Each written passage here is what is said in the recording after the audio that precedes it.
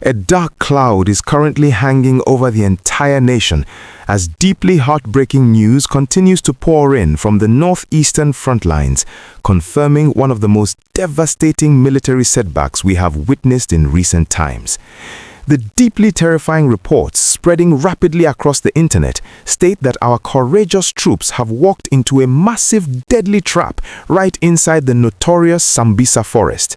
This vast and highly dangerous territory in Borno State has long been known as a major hiding place and operational headquarters for insurgent factions, and tragically, it has once again claimed the lives of our brave men in uniform.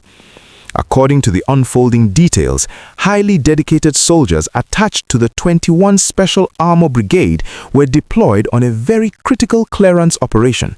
They were acting on what they believed was credible intelligence to sweep the area and eliminate hostile elements.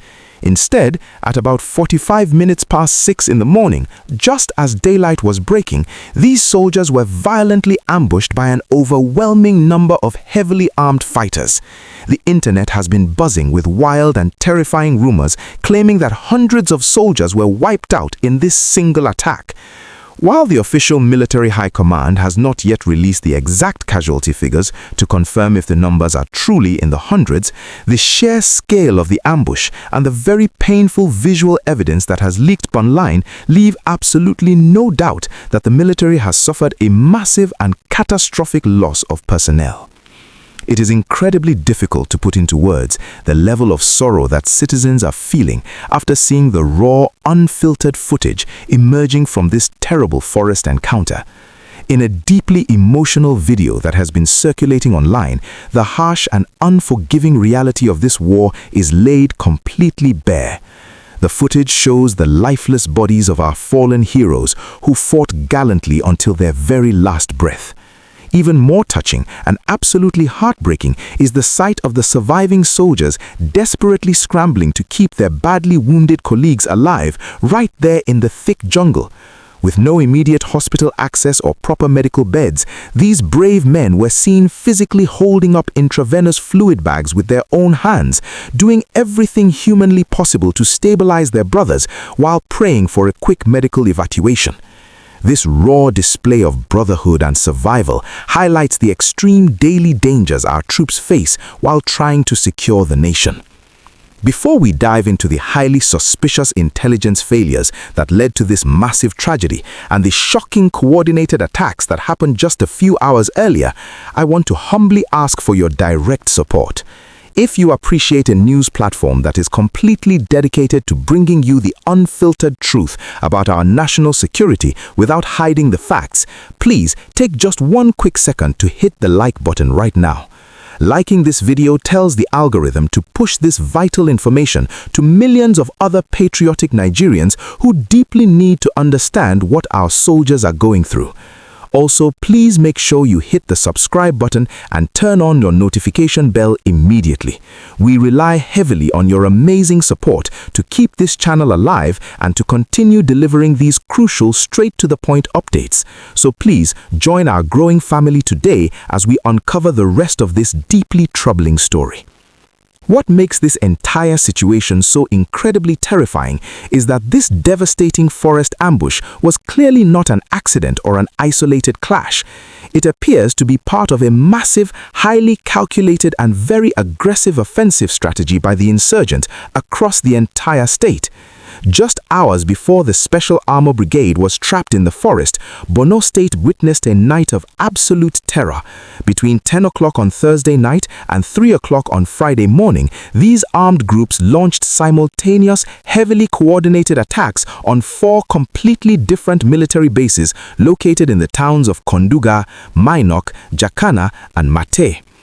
Eyewitnesses reported that the attackers arrived in such massive numbers that it was impossible to count them all. They stormed these military facilities from multiple directions, firing heavy weapons and causing massive destruction. During these intense overnight battles, the attackers successfully set fire to expensive military transport vehicles and heavily armored tanks, burning them completely to the ground. Even more dangerous for the future of the region is the fact that they managed to break into the armories and cart away an unquantifiable amount of military-grade ammunition before the troops could successfully repel them and eliminate scores of the attackers. This massive wave of violence is spreading like wildfire, completely shattering the peace of the local communities. This nightmare scenario unfolded less than 24 hours after another ruthless attack on the Ngoshe community in the Goza local government area. In that particular tragedy, heavily armed men stormed the 82 Division Task Force Battalion right around 1 o'clock in the morning. After engaging the military, they cruelly turned their aggression towards the most vulnerable people in the society by invading a camp for internally displaced persons. Innocent civilians were tragically killed, and several women were forcefully abducted and dragged away into the Drak Mountains. The military has also been losing some of its finest leaders in this recent surge of violence.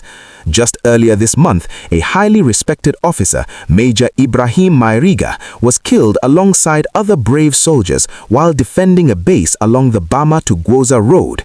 And let us not forget the tragedy in February when a newly promoted lieutenant colonel and 7 other personnel were wiped out in another brutal ambush in Jakana. The continuous loss of high-ranking officers and the ability of these armed groups to launch simultaneous attacks on multiple bases raise very alarming questions about the state of our military intelligence. How are these massive convoys of attackers moving across the state completely undetected by surveillance drones or local informants? Do you think there is a massive internal compromise within the security architecture, or are our troops simply overwhelmed by the difficult terrain of the Sambisa Forest? Please take a moment to drop your honest, highly detailed thoughts in the comment section below, because your unique perspective is an incredibly important part of this vital national conversation.